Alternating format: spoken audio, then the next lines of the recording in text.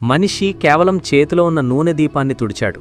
కాని వెంటనే దీపం నోటినుంచి పసుపు ఇసుక ఉప్పొంగి బయటకు వచ్చి క్షణాల్లోనే ఒక క్రూరమైన మహాకాయుడిగా గడ్డకట్టింది. భయపడి అందరూ పరుగులు తీశారు. ఒక దొంగ శబ్దం విని కిందికి వచ్చి చూసేలోపే అతని మెడను పట్టుకుని నేరుగా దూరమైన వాయువ్య దిశకు విసిరేశారు. ప్రమాదాన్ని గుర్తించిన బలవంతుడు ఒక్కసారిగా బంధనాలను చెరిపేసి ముందుకు దూసుకెళ్లి మహాకాయుడిపై తీవ్రంగా దాడి చేశాడు. తర్వాత వంకర కత్తిని తీసుకుని అస్తవ్యస్తంగా కోశాడు. కాని చివరికి కనిపించని దెబ్బతిన్నట్టుగా ఒక చెంపదెబ్బతో దూరంగా ఎగిరిపోయాడు.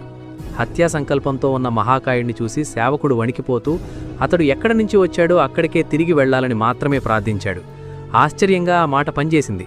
వెంటనే మహాకాయుడు మళ్లీ దీపంలోకి విధేయంగా వెళ్ళిపోయాడు. దీంతో సేవకుడు తాను దొంగిలించింది ఒక అద్భుత దీపమని గ్రహించాడు. కథల్లో అందరూ విన్నట్టుగా ఈ దీపం యజమానికి 3 కోరికలను నెరవేరుస్తుంది.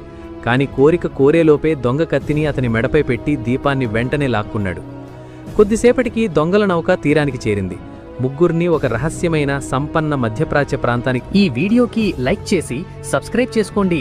కమెంట్లో పార్ట్ 2 అని రాయండి. 10 కమెంట్స్ రావాలి.